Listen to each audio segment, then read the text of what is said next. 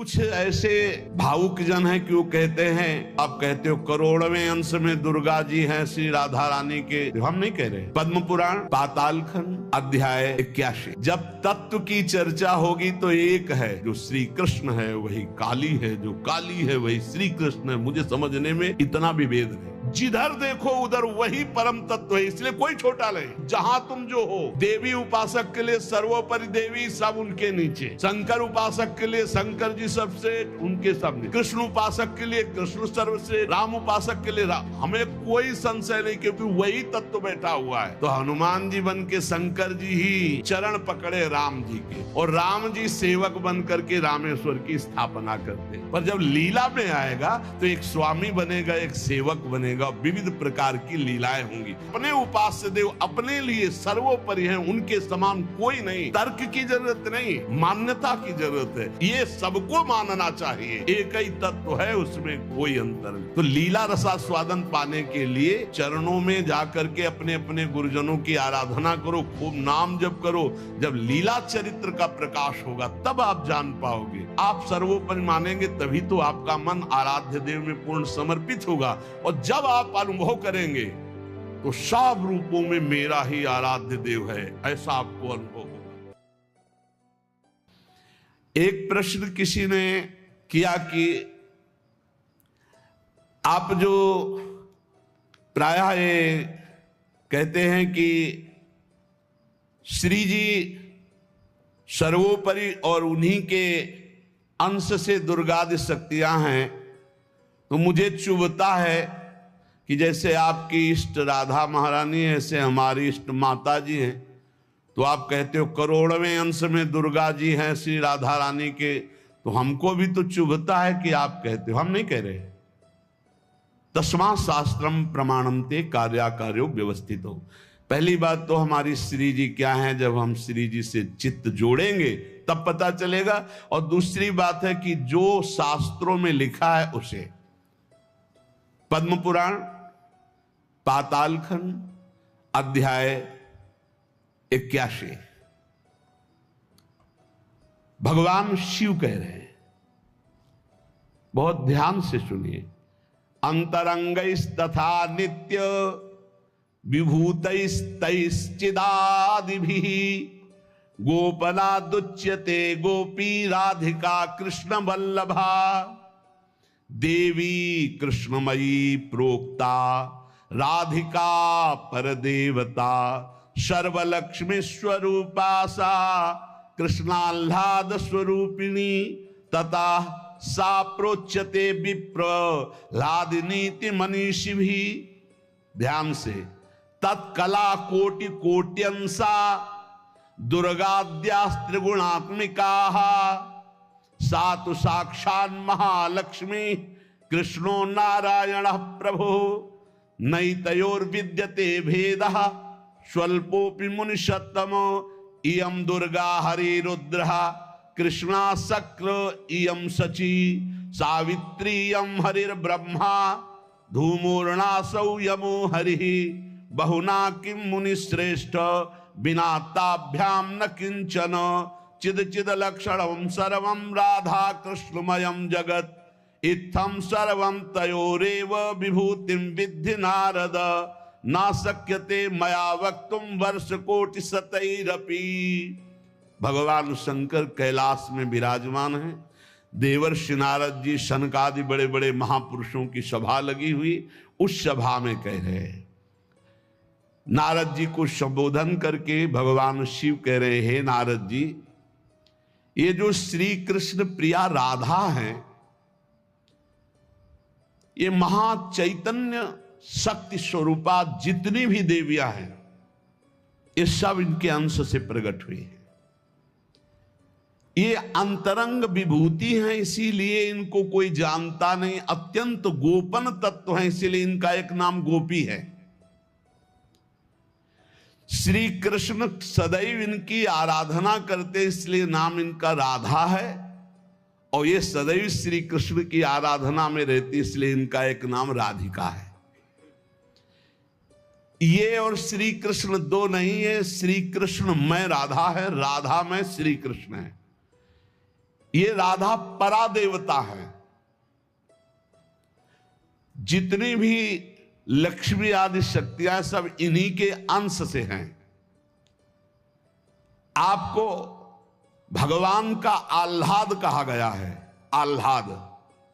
और जब मूर्तिमान ये हुई तो राधा कह गई, किशोरी जी कह गई।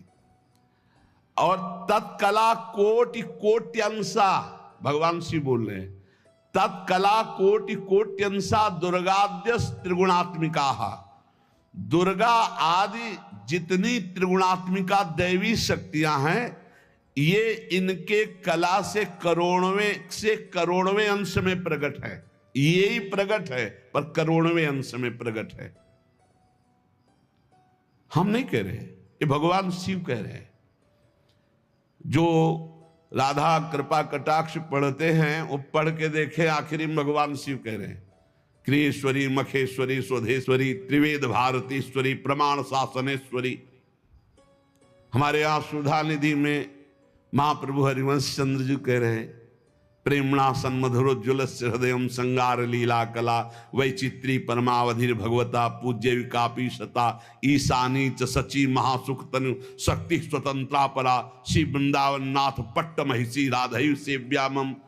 बोले तत्कला कोटि कोट्यंसा, कला उन्हीं की कला, राधा की ही कला, श्री किशोरी जी के ही अंश से करोड़ों अंश में सब शक्तियों का प्रादुर्भाव हुआ। श्री राधा अपने अंश से महालक्ष्मी रूप धारण करती हैं, तो भगवान श्री कृष्ण नारायण रूप धारण करते हैं। मुनिश्रेष्ठ थोड़ा भी भेद नहीं है। ये श्री राधा दुर्गा रूप धारण करती है, तो श्री कृष्ण शिव रूप धारण करते हैं, रुद्र। जब श्री कृष्ण के अंश से इंद्र, तो श्री राधा किशोरी के अंश से सची इंद्राणी। जब श्री कृष्ण के अंश से ब्रह्मा, तो राधा किशोरी के अंश से सावित्री देवी। जब श्री कृष्ण के अंश से यमराज, तो उनकी पत्नी धूमोरणा के रूप में श्री राधा किशोरी। अधिक क्या कहूं, इन दोनों के सिवा किसी की सत्ता ही नहीं। यही सब चिद चिद लक्षणम सर्वम राधा कृष्णमयम जगत। चेतन अचेतन सारा संसार श्री राधा कृष्ण का स्वरूप है। नारद जी, मैं इन विभूतियों का क्या वर्णन करूं? अगर 100 करोड़ वर्ष तक राधा की महिमा वर्णन करूं तो भी नहीं कर सकता। भगवान शिव कुछ ऐसे भावुक जन हैं कि वो कहते हैं कि आप भगवान शंकर को श्री कृष्ण से छोटा कहते हैं, वो हमारे आराध्य देव, हमको चुभता है। देखो, जब तत्व की चर्चा होगी तो एक है, और जब लीला की चर्चा होगी तो वही एक विविध लीलाएं करता है, वही एक विविध लीलाएं करता है। रास में भगवान शंकर आए, अगर थोड़ा भी शास्त्र को पढ़े हो तो पढ़ के देख लेना। गोपी रूप करता है। रास में भगवान शंकर आए, अगर थोड़ा भी शास्त्र को पढ़े हो तो पढ़ के देख लेना। गोपी रूप धारण किया, रास में प्रवेश पाया। श्री कृष्ण चरण वंदना, किशोरी जी की चरण वंदना, और फिर गोपी रूप धारण करके रास में प्रवेश। अच्छा, कोई भी ये कैसे नकार सकता है कि भगवान शंकर की जटाओं में गंगा जी हैं? और वो गंगा जी क्या है, क्या आप नहीं जानते हो? गंगा तरंग रमणीय जो जटा कलापम गौरी विभूषित वाम भागम, भगवान शिव के लिए आता है। तो जो जटा कटा संभ्रमम भ्रमण नीलम पर निर्झरी जो विराजमान है गंगा जी, वो कौन है? गांगम वारि मनोहारि मुरारी चरण अच्युतम त्रिपुरारि शिरश्चारी पापापहारि पुनातुमा। देखो भाई, तत्व एक है, पर लीला में जब प्रारंभ होगा तो लीला में छुटाई बड़ाई हंसी मजाक, वो उनकी आराधना, वो उनकी आराधना।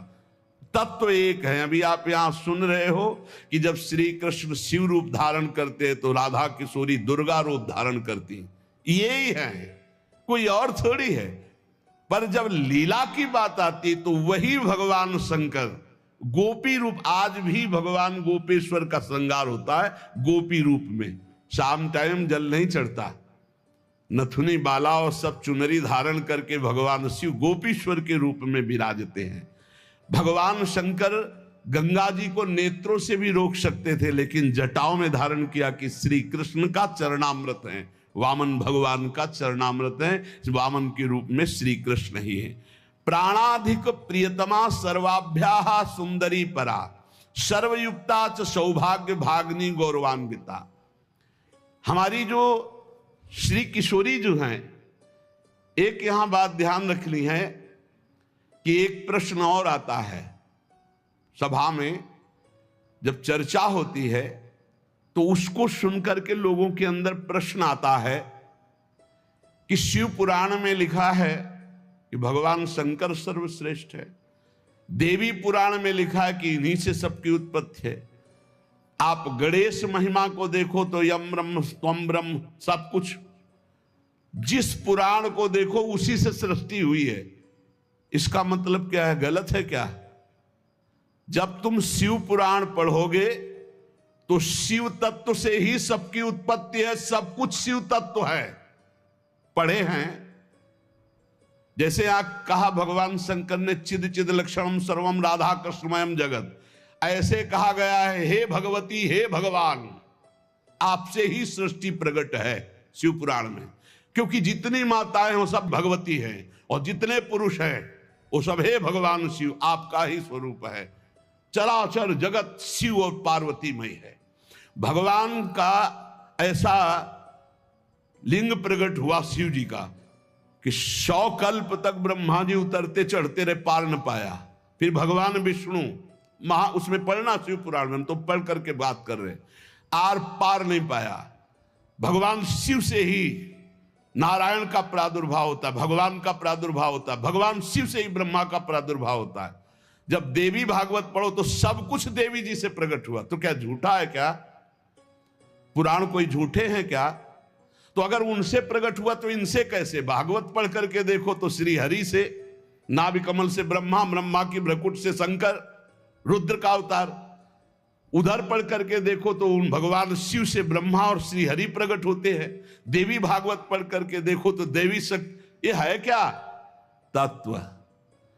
तत्व एक है, वही परमात्मा है, वही। जब शिव पुराण पढ़ोगे तो सब कुछ शिव की, जब भागवत पुराण पढ़ोगे तो सब कुछ श्री हरि का, और जब देवी भागवत पढ़ोगे तो सब कुछ वही। देवी प्रपन्नार्थ हरे प्रसीद प्रसीद मातर जगतो खिलस्य प्रसीद विश्वेश्वरी पाहे विश्वम त्वमीश्वरी देवी चराचरस्य। हे देवी तुम ही चराचर में व्याप्त हो, तुम ईश्वरी हो, तुम सर्वशक्तिमान हो, तुमसे बढ़कर कोई नहीं।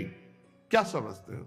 जो जहां है वही परम तत्व है और वो वही सब कुछ है। इधर से हम देखेंगे तो कृष्णाकार, उधर से देखोगे तो शिवाकार, उधर से देखोगे तो दुर्गा में, उधर से देखोगे काली में। जो बोलो वही परम तत्व है। पर जब हम लीला का गायन करते हैं तो लीला में विभाग हो जाता है।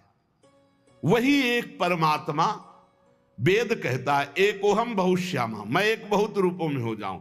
अब वही परमात्मा शासक बन गया, वही शासित हो गया, वही धर्मात्मा बन गया। उसी के छाती से धर्म प्रकट हुआ, उसी के पीठ से अधर्म प्रकट हुआ।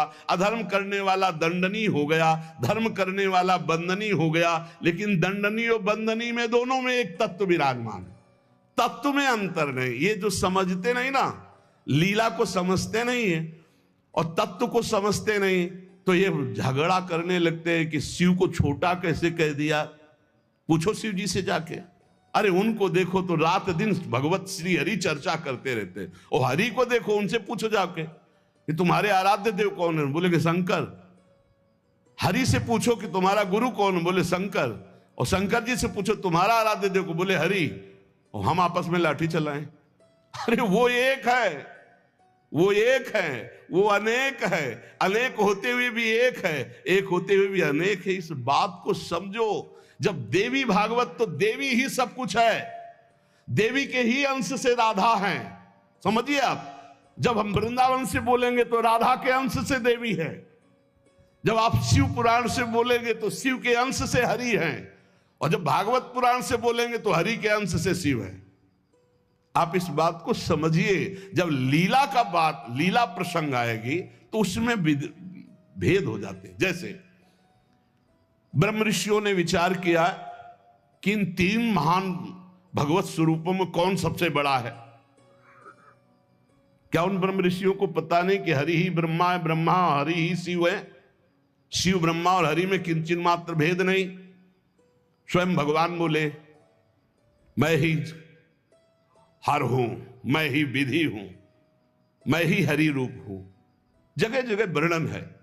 लेकिन जब भृगु जी परीक्षा के लिए गए तो ब्रह्मा जी के सामने जाके ऐसे खड़े हो गए। यह भद्रता है गुरुजनों के सामने ऐसे खड़े होना, ऐसे नहीं खड़े हुआ जाता, यह अभद्रता कही जाती। गुरुजनों के सामने सावधानी पूर्वक हाथ जोड़कर या बहुत नम्र ऐसे। अब वो गए और ऐसे खड़े हो गए।